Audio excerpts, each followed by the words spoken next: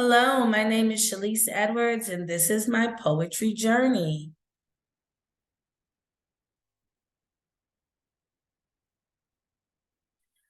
I started writing in the 5th grade. I enjoyed reading poems by Gwendolyn Brooks and Nikki Giovanni. And the line that is there is a line from my first poem that I was writing in the 5th grade when my 5th grade teacher took the paper away from me to see why I'm scribbling in class. And she said, maybe you should start writing poetry. Poetry has always provided a mirror for me. Growing up, I felt that some of the famous poets understood me. I remember going to the library and looking in the 811 section, which is poetry in the Dewey Decimal System, and looking for Gwendolyn Brooks and Nikki Giovanni. And these are some of my other poetry inspirations: Asha Mandel and Sonia Sanchez.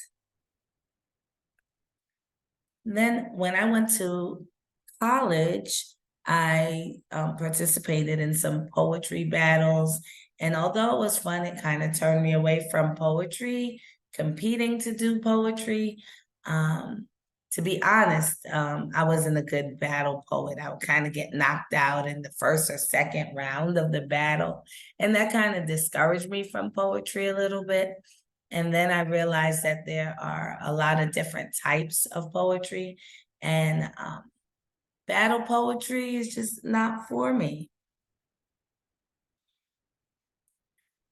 After college, I didn't write for a long time. I let a lot of time pass for my writing. And then in 2013, for Black History Month, I was asked to say some words about Black hair over the announcements, and I decided to pick up my pen and write a poem about Black hair. And the poem was inspired by my daughters, who have different textures of hair. And I wanted them to know that it didn't matter what kind of hair they had, all of it was special because it was Black hair. So I read it over the announcements. And then the next year for Black History Month, I performed that poem at a Black History program at school.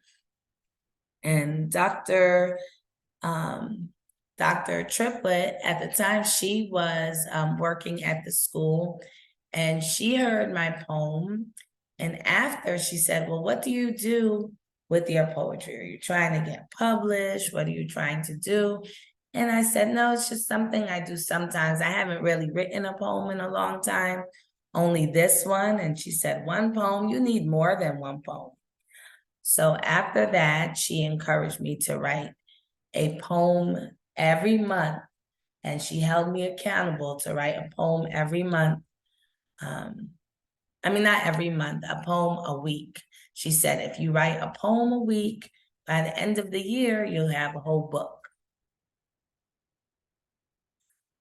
Also, she encouraged me to contribute that poem to a book collection that she was working on at the time, Strut, the second volume. The first volume had come out previously, and I was really excited for the opportunity. That was my first time being published, so that was a very important time in my poetry journey, and I really appreciate the inclusion into the anthology, and just even considering me for that. That was great.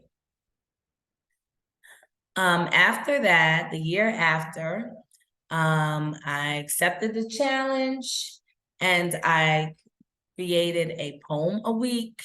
And then by the end of the year, by 2017, I had a whole book to put together. So I published my first book, Brown Butterfly. And these are pictures from my book signing, right? Brown Butterfly, and the illustration on the front was from a painting that was painted by Dr. Matrice. And one of the most important or exciting parts of publishing was I had this idea that I would send copies of my first book, Brown Butterfly, to my poetry inspirations. And I sent one to Nikki Giovanni. I sent one to Sonia Sanchez. I sent one to Asha Bandel.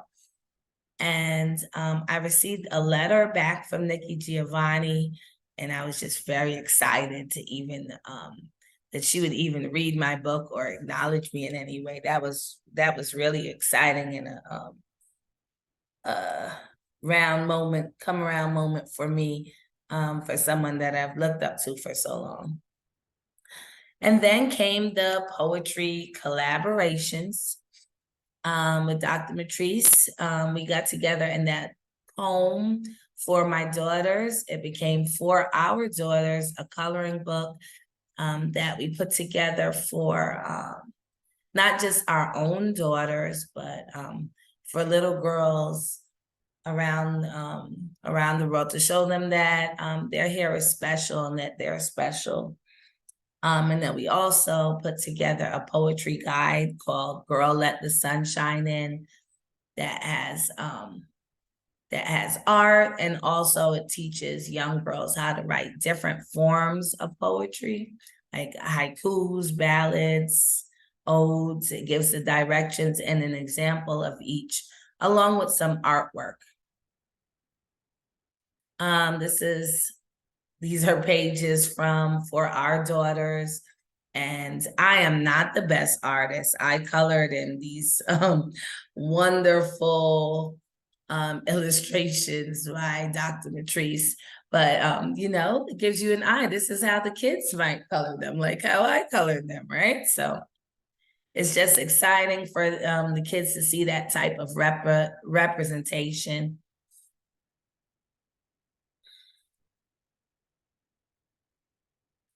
Okay, since my poetry journey began, I have published 7 books.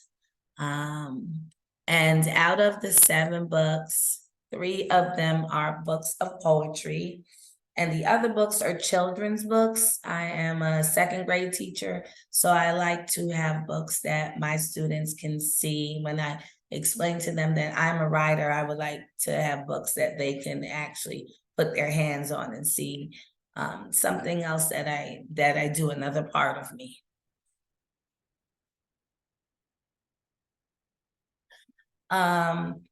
Writing books and writing poetry has also brought me towards book vending, which is not as easy as I thought. With book vending, you have to actually buy copies of your own book from the publisher at a lower price, and then increase the price to sell to people and just kind of advertise yourself.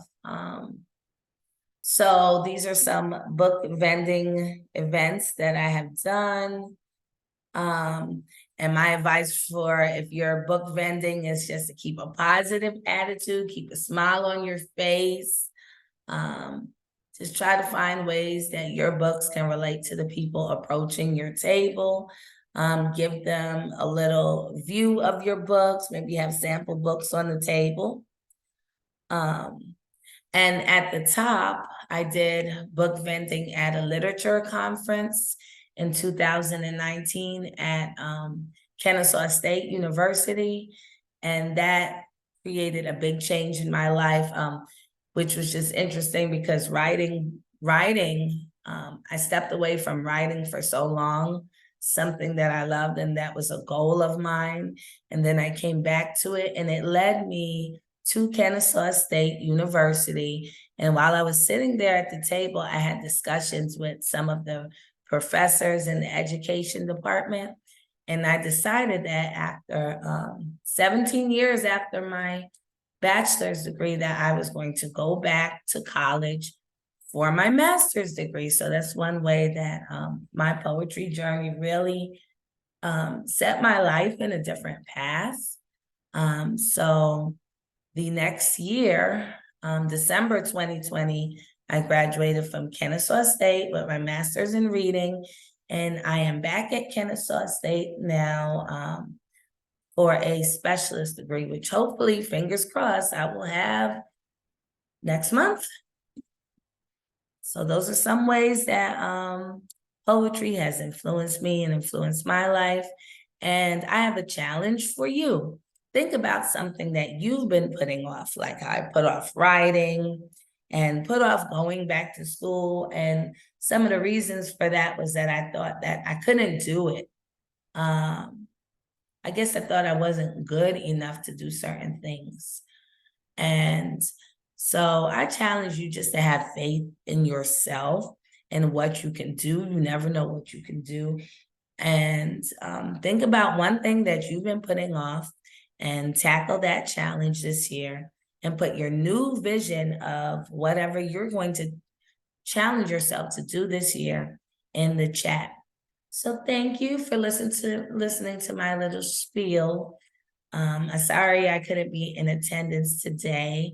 I have some family things going on, but thank you so much, Dr. Matrice, for including me and including me in the Strut journey. And it's just like a real sisterhood, all the Strut books, and even April, the times that we have written a poem each week in April for National Poetry Month. Ladies who have participated in the Strut books. It's just really encouraging. So thank you.